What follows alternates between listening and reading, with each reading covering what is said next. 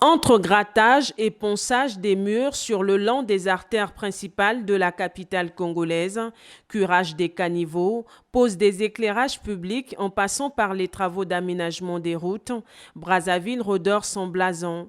Les ouvriers sont à pied d'œuvre à quelques jours de la célébration de la fête de l'indépendance le 15 août. Mais on ne peut pas recevoir les étrangers dans un lieu très sale, c'est pas normal, il faut qu'ils soient un peu propres. Quand je vois déjà dans la ville, la peinture en train de mettre, vraiment, ça rend la ville plus meilleure même. Comme c'est une fête qui s'approche, c'est tout à fait normal que la ville soit aménagée. Mais entre-temps, ça devait être continuellement. Nonobstant le centre-ville qui subit une cure de jouvence avec l'aménagement des routes, certains coins de la capitale restent encore dégradés, voire même dans l'enclavement. Quand tu vas à Mfilou, quand tu vas à Ngamakoso, quand tu vas un peu partout, il y a encore des travaux à faire. Tel que maintenant, là, nous sommes à la saison sèche, c'est le moment où on devait en profiter pour embellir la ville. Là, si on embellit pour la fête de 15 août qui s'approche bientôt, donc il faudra attendre maintenant l'année prochaine pour embellir encore.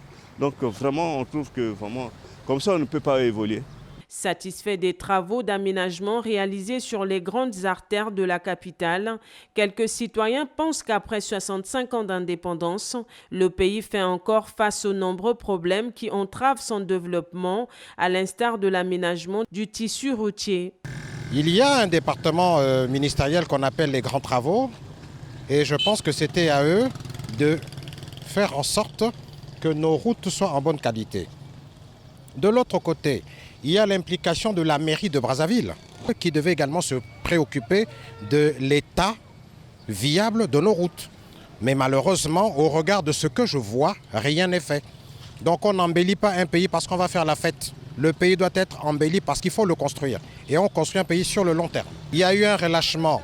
Il faut se poser la question, est-ce que ceux qui ont été mis à des postes de responsabilité sont ceux-là même capables de faire leur travail? Parce qu'au regard de ce que je vois, je dis non. Il faudra qu'on fasse un effort dans les 65 ans, qu'il y ait au moins un changement. Les gens puissent constater que vraiment il y a un changement total. Hein? Même pas total, mais partiel, s'il faut dire.